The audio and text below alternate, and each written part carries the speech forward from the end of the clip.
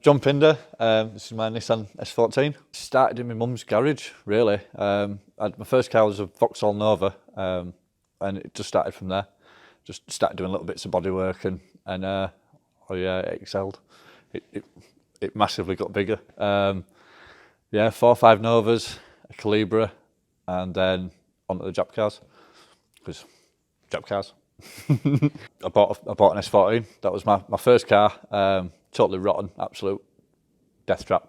But it got me into the Jap stuff. Blew that up, then bought another one, and that became my first like drift car. And that's where the whole love of the S bodies came from. Absolutely love them.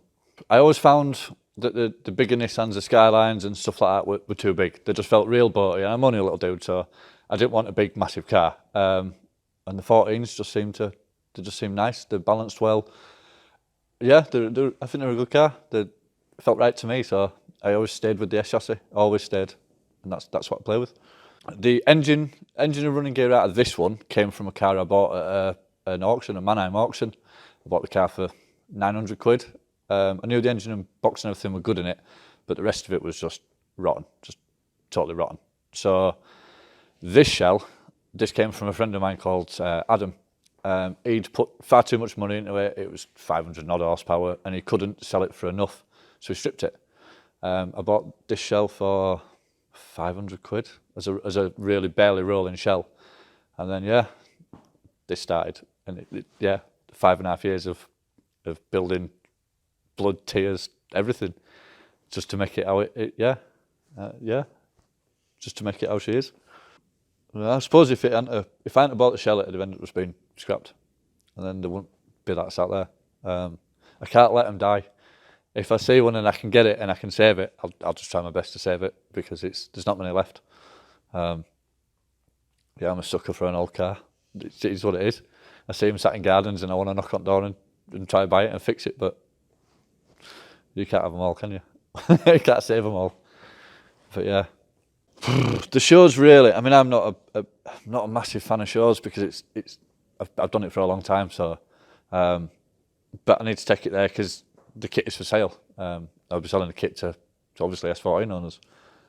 So I need to get it out there. But it's quite cool going to the shows. Get to take it out, and it's all clean and nice and shiny. But at the heart of it, it's a drift car, and it should be on a track.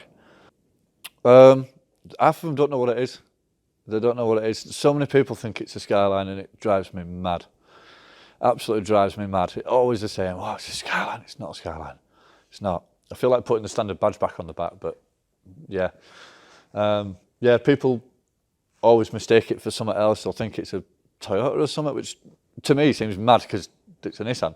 But yeah, people always mistake it for something else. Kids' reactions at best.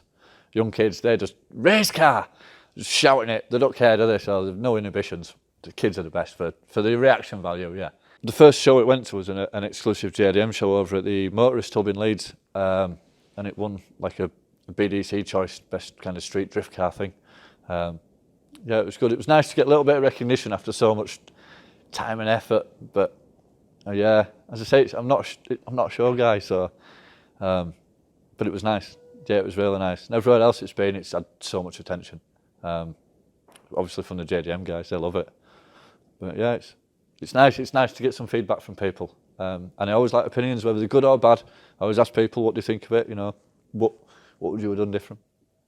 No, but yeah, again, it's custom car and I built it for me. So if people don't like it, unlucky. It's mine.